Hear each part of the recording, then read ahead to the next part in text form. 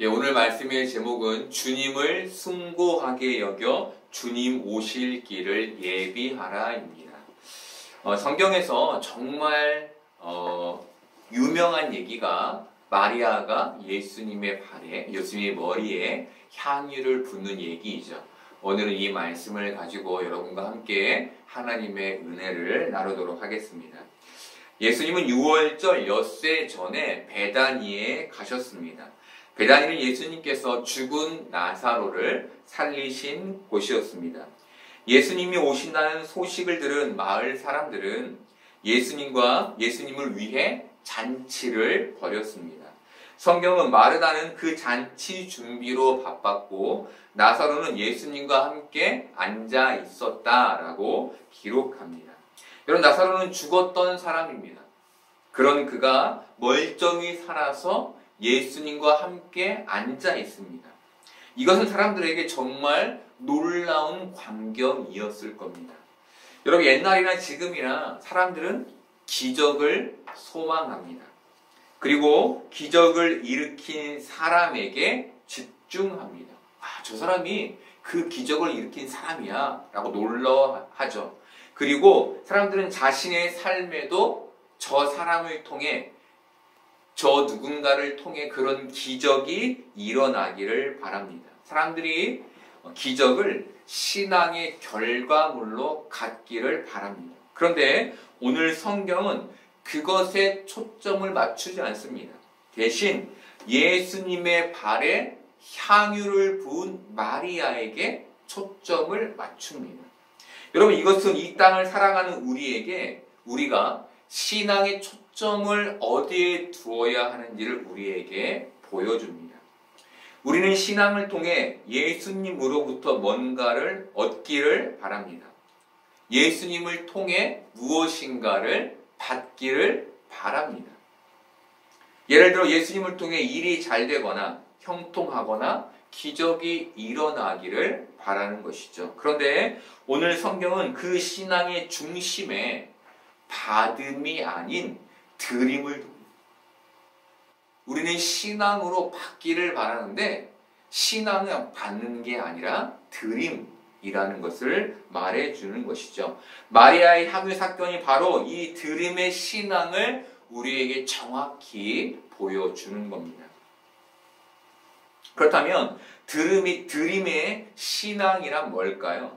마리아는 300데나리온의 향유를 예수님의 발에 붓고 그의 머리털로 그 발을 씻겼습니다. 그 당시 한 데나리온은 인부의 하루 품삯이었습니다. 현재 인부의 하루 품삯을 대략 10만 원 정도로 계산할 때 마리아는 약 3천만 원 상당의 향유를 예수님의 발에 쏟아 부은 겁니다. 왜 그랬을까요? 아니, 이 질문보다 마리아는 어떻게 그 비싼 향유를 예수님의 발에 부을 수 있었을까요? 이게 더 현실적인 질문이겠죠. 어떻게 3천만 원이 넘는 걸 예수님의 발에 부을 수 있었을까요? 예수님께서 죽은 나사로를 살려주셨기 때문이었을까요? 네, 그런 이유도 있을 겁니다. 사실 많은 사람들이 이런 이유로 헌금을 합니다. 어렸을 때 부흥에 오신 목사님의 설교가 귀에 쟁쟁합니다. 하나님께 많이 드리면 하나님께서 많은 것으로 갚아주십니다. 돈이 될 수도 있고 건강이 될 수도 있고 뭐든 하나님께서 그걸 그렇게 갚아주신다는 거죠. 그 전제가 따르죠. 많이 내면. 그러니 믿음으로 하나님께 드리라, 하나님께 많이 내라 라고 독려했던 기억이 있습니다. 대부분 이런 설교는 말라기 3장 10절을 근거로 합니다. 만군의 여호와가 이르노라, 너희의 온전한 11조를 창고에 들여 나의 집에 양식이 있게 하고 그것으로 나를 시험하여 내가 하늘문을 열고 너희에게 복을 쌓을 곳이 없도록 붙지 아니하나 보라. 여러분, 말라기 선지자는 유다가 바사, 페르시아 제국의 통치를 받을 때 사역했던 선지자입니다. 이 시대의 이스라엘은 경제적 궁핍과 영적 타락 속에 있었습니다. 그래서 성전을 재건했음에도 불구하고 느헤미야 시대에 이미 성전이 재건됐으니까 성전이 재건됐음에도 불구하고 이들은 제사장들과 백성들까지 모두가 하나님을 온전히 예배하지도 않았고 율법을 잘 지키지도 않았습니다. 이런 시기에 11조도 바치지 않고 이방 여인과 결혼하는 백성들을 향해 하나님이 하신 말씀이 바로 말라기 3장의 말씀입니다. 여러분, 이 말씀은 하나님을 떠난 유다의 백성들을 향한 권면입니다. 이 말씀은 믿음으로 들여서 하나님이 너에게 축복을 하는지 하지 않는지를 시험해 보라는 말이 아닌 겁니다. 세상을 사랑해서 하나님을 잊은 자들, 세상이 좋아서 그 마음에 하나님을 떠난 자들, 하나님께 드리는 게 아니라 하나님께 드리지 않는 자들을 향해 하나님이 말씀하신 게 이 말라기의 말씀인 겁니다.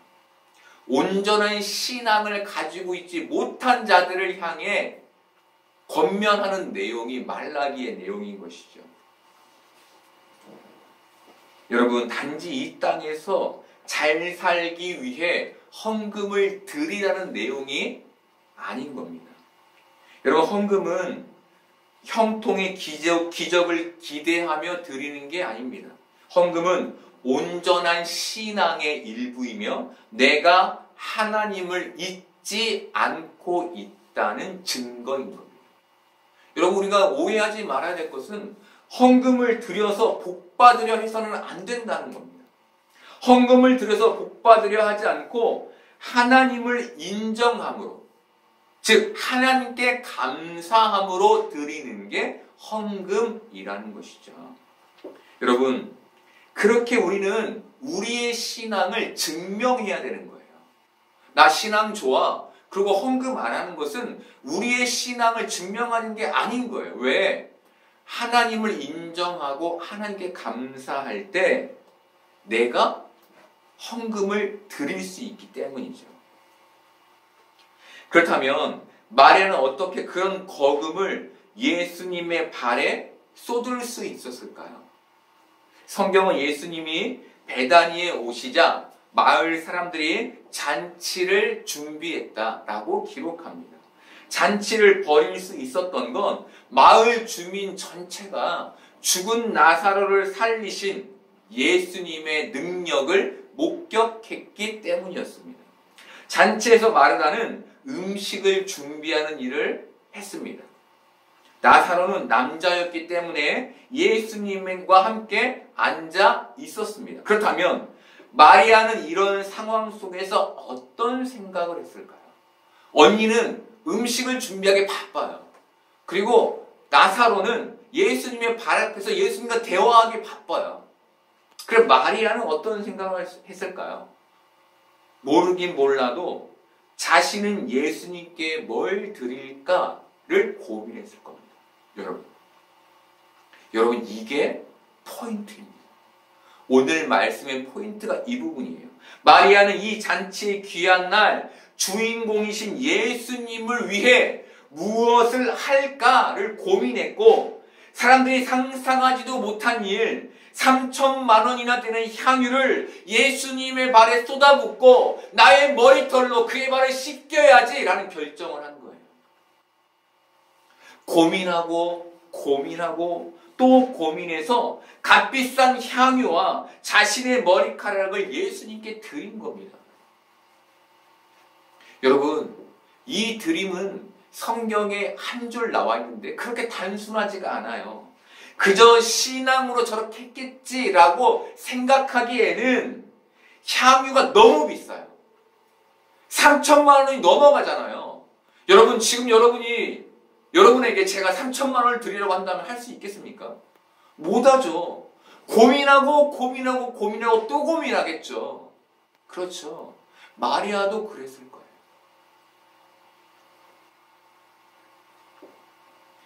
여러분, 이 드림은 단순하지 않았습니다. 마리아가 고민 끝에 내린 결정이었다는 것이죠. 이 당시 사람들은 집에 들어갈 때 물로 발을 씻는 문화를 가지고 있었습니다. 발을 씻었던 이유는 길거리를 돌아다니다가 정결하지 못한 것을 밟았을 때 그 부정함을 집으로까지 가져갈 수 있으니까 집에 들어가기 전에 발을 씻어 그 부정함을 정결하게 하기 위한 종교성에 기인한 것이었습니다. 그리고 보통 이런 일은 집의 하인들이 담당했습니다. 그런데 지금 마리아는 예수님 앞에서 어떻게 하고 있습니까? 종이 되어 있죠. 그리고 그것도 자신의 가장 값지고 소중한 것으로 예수님의 발을 씻기고 있는 겁니다. 여러분, 마리아가 고민 끝에 이런 결정을 내렸습니다. 예수님의 발을 씻겨야겠다. 여러분, 어떻게 이런 결정을 할 수 있었을까요?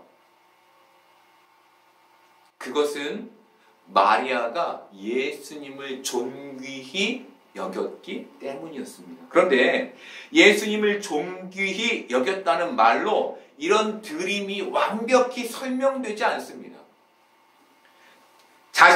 단지 높다고 해서 높은 위치에 있다고 해서 자신의 것을 깨뜨려 3천만 원이 되는 것을 깨뜨려 섬길 수는 없는 것이죠. 여러분, 그렇다면 마리아의 마음에 예수님을 향한 어떤 마음이 있었기 때문에 이런 일을 할 수 있었을까요? 그것은 바로 거룩함이었습니다. 예수님을 거룩하게 여겼다는 것이죠. 거룩함은 구별됨이라는 의미를 가지고 있습니다. 구별됨. 자신과 다른 존재성을 가지고 있다는 것이 누군가가. 그게 거룩이에요. 그래서 거룩을 표현하는 영어 단어에는 공통적으로 신성의 의미가 담겨 있습니다. 여러분, 이거 대단히 중요한 얘기죠. 여러분, 제가 여러분을 보면, 여러분이 저를 보면 거룩하다고 여기질 않아요. 왜? 같은 인간이니까. 그런데 신성, 신의 위치에 있다라고 여겨지면 다른 느낌을 받는데 그 느낌이 거룩이라는 거예요. 이렇듯 존귀와 거룩을 다 담고 있는 우리나라 말이 있는데 그게 바로 숭고함입니다. 숭고함. 마리아는 단지 예수님이 죽은 나사로를 살려주셨기 때문에 보상과 감사의 마음으로 향유를 깨뜨린 게 아니라 예수님을 너무 숭고하게 여겼기 때문에 그의 발에 값비싼 향유를 깨뜨려 그의 머리털로 그의 발을 씻길 수 있었다는 겁니다. 여러분, 성경은 이것이 우리가 예수님을 향해 가져야 할 신앙의 마음, 신앙의 자세라고 말해줍니다. 우리가 예수님을 향해 이 숭고함을 가질 때에만 비로소 외식적인 신앙을 탈피하고 형식적인 신앙을 탈피하며 예수님을 가벼이 여기는 신앙을 벗어나 진심의 신앙으로 우리의 것을 주님께 드릴 수 있게 된다는 거예요. 여러분, 이것은 대단히 중요한 갈림길에 우리를 서게 합니다. 그것은 내가 지금 예수님 앞에 형식적인 종교성을 가지고 있는지, 진심의 마음을 가지고 있는지, 내가 드리고 있는데 과연 온전한 마음으로 드리고 있는지, 형식적으로 드리고 있는지를 분별할 수 있는 그 기준이 숭고함이라는 것이죠.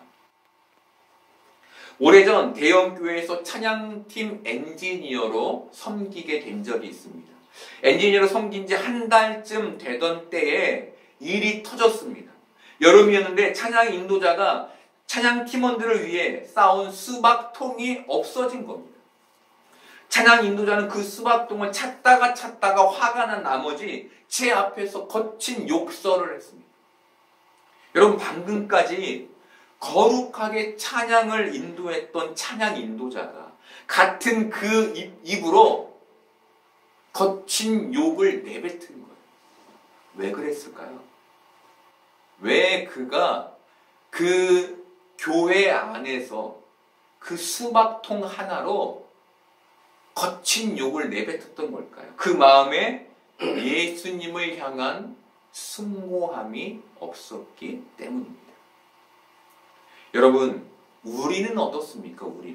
우리는 지금 예수님을 향해 숭고한 마음으로 예수님을 예배하고 있습니까? 혹시 숭고함을 잃은 채 그저 이 자리에 앉아서 예배하고 있지는 않습니까? 여러분, 뭔가 우리의 삶이 세상과 구별되고 구분되지 않는다면 우리 안에 예수님을 향한 숭고한 마음이 없어서인 것을 우리는 깨달아야 합니다. 내가 저 세상 사람들과 별 차이가 없네. 내가 신앙생활을 하는데 저들과 내가 크게 다르지 않네? 무엇이 다르지 않은 겁니까, 여러분? 우리 안에 숭고함이 없어서 예수님을 바라보는 그 신앙의 숭고함이 없어서 저들과 우리 안에 차이가 없게 되는 거예요. 여러분, 오늘 말씀은 우리에게 숭고함을 가지라고 말해주는 겁니다. 오늘 마리아는 예수님을 향해 숭고한 마음을 가졌습니다. 그래서 예수님께 자신의 것을 마음으로 드릴 수 있었던 겁니다. 마찬가지로 오늘 우리 역시 예수님을 향해 숭고한 마음, 숭고한 신앙을 회복하기를 바랍니다. 그래서 주님께 받으려는 신앙이 아닌 주님께 드리는 신앙을 갖는 여러분 되기를 소망합니다. 성경은 마리아의 드림을 소개한 후 이어서 가룟 유다를 소개합니다. 그리고 가룟 유다를 이렇게 설명합니다. 6절 보겠습니다. 이렇게 말함은 가난한 자들을 생각함이 아니요 그는 도둑이라 돈깨를 맞고 거기 넣는 것을 훔쳐 가밀어라. 성경은 가룟 유다를 가리켜 가난한 자를 생각하는 사람이 아니요 도둑이라 라고 표현합니다. 여기에서 중요한 것은 그가 예수님의 제자 중 한 명이었다는 겁니다. 그가 예수님의 제자임에도 불구하고 예수님을 숭고하게 여기지 않았다는 것이죠. 예수님을 이용하려고만 했다는 겁니다. 우리식으로 말하면 예수님께 받으려고만 했다는 거예요. 받으려고만.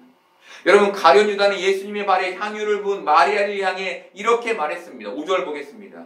이 향유를 어찌하여 300데나리온에 팔아 가난한 자들에게 주지 아니하였느냐. 여러분, 교회는 세상의 가난한 자들을 섬겨야 합니다. 이게 교회가 세상에 해야 할 일입니다. 이런 관점에서 가룟 유다의 말은 틀린 게 없어 보입니다. 오히려 이 말은 너의 그 향유를 팔아 가난한 자들에게 주지 아니하였느냐 라는 말은 합리적으로 들립니다. 그래, 저게 맞지. 예수님의 발에 부어서 낭비하기보다 팔아서 가난한 자들에게 돕는 것이 훨씬 더 값진 일이지 라는 생각이 들잖아요. 그런데 예수님은 이 말에 난색을 표하셨습니다. 왜 예수님은 이 말에 난색을 표하신 걸까요? 왜? 가룟 유다의 마음이 올바르지 않았기 때문이었습니다. 여러분, 가룟 유다의 말은 틀린 게 없습니다. 그런데 이 말은 이 말이 그의 입에서 나올 때 그의 마음은 가난한 자들에게 있지 않았습니다. 대신 가룟 유다의 마음에는 합리성, 유명세만 있었습니다. 여러분, 가룟 유다의 말은 얼핏 신앙처럼 보입니다.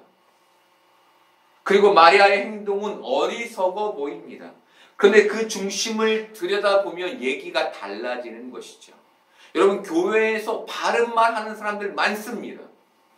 그런데 그 중심을 들여다보면 얘기가 달라집니다. 그가 진짜인지 가짜인지는 우리는 모르죠. 우리는 모릅니다. 주님만 아시는 것이죠. 여러분, 그래서 우리는 말 한마디를 할 때 그것이 우리의 마음에 신앙이 담겨 있는지를 확인하며 얘기해야 합니다. 그저 저 사람을 질책하기 위해, 나무라기 위해 바른 것이 이것이라고 생각하기 때문에 얘기해서는 안 되는 것이죠. 여러분, 가룟 유다는 예수님을 향해 숭고함을 가지고 있지 않았습니다. 그가 가진 것은 신앙이 아니라 탐심이었습니다. 우리는 가룟 유다와 같은 신앙, 합리성의 신앙을 지향하는 시대를 삽니다. 그게 올바른 쓰임이라고 라는 이해를 가진 시대를 사는 것이죠. 그런데 이것은 자칫 마음이 없는 구제로, 마음이 없는 오름으로 전락할 수 있습니다. 돈만 챙겨주면 되지 라는 식의 구제, 마음이 없는 구제, 신앙이 없는 구제를 하게 된다는 것이죠. 여러분, 이렇듯 우리는 교회에서 이 합리성의 신앙, 합리성이 가지고 있는 이 가짜 신앙을 경계해야 하는 겁니다. 대신 우리는 마리아와 같은 신앙을 추구해야 합니다. 여러분, 왜 마리아와 같은 신앙을 추구해야 할까요? 7, 8절에 그 답이 나와 있습니다. 예수께서 이르시되 그를 가만두어 나의 장래할 날을 위하여 그것을 간직하게 하라. 가난한 자들은 항상 너희와 함께 있거니와 나는 항상 있지 아니하리라 하시니라. 마리아는 예수님의 장례를 준비한 게 아니었습니다. 마리아는 자신의 것을 숭고한 예수님께 드리고 싶었을 뿐이었습니다.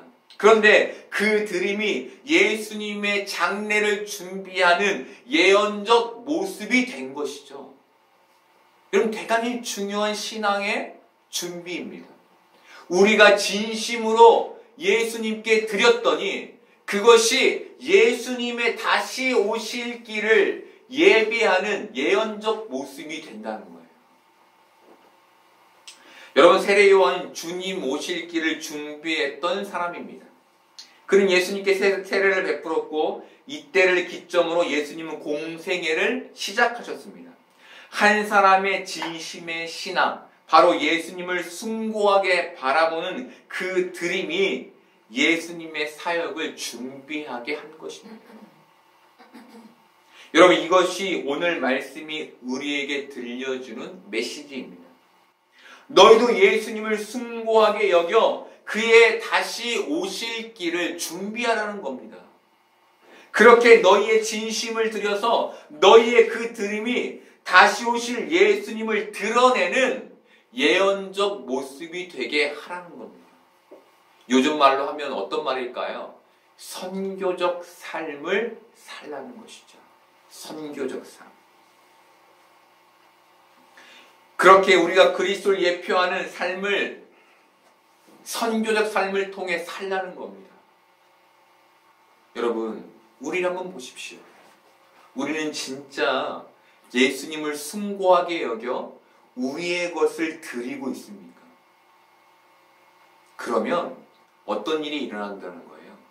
선교적 삶이 일어나고 우리의 그 삶이 주님의 다시 오실 길을 예배하는 예언적 모습이 된다는 겁니다. 그런데 만약에 그렇지 않다면, 우리가 예수님을 숭고하게 여겨서 헌신하는 것이 아니라 그냥 헌신하고 있다면, 나를 위해, 나의 명예를 위해 헌신하고 있다면 그런 일들이 일어나지 않는다는 것이죠. 여러분, 우리는 가난한 자들을 돕는 삶을 살아야 합니다. 그런데 예수님 오늘 말씀에서 그것은 나를 위하는 삶 다음이라고 말씀하십니다. 예수님은 마태복음 19장 29절에서 이렇게 말씀해 주셨습니다. 또 내 이름을 위하여 집이나 형제나 자매나 부모나 자식이나 전토를 벌인 자마다 여러 배를 받고 또 영생을 상속하리라. 이 말은 형제, 자매, 부모, 자식, 재산을 버리라는 말이 아닙니다. 그것보다 예수님을 먼저 두라는 말입니다. 여러분, 마리아는 예수님을 진심으로 숭고하게 여겼습니다.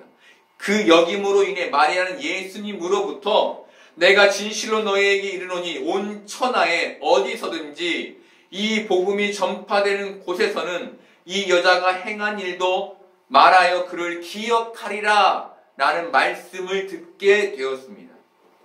사랑하는 여러분, 마리아처럼 예수님을 진심으로 숭고하게 여기는 여러분 되기를 축복합니다.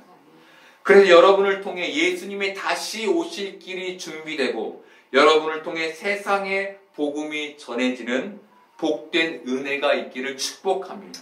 무엇보다 예수님의 입을 통해 복음이 전파되는 곳마다 이 여자가 행한 일도 기억되리라 라고 말씀하셨던 그 축복이 여러분의 삶에도 나타나는 복된 은혜가 있기를 소망합니다.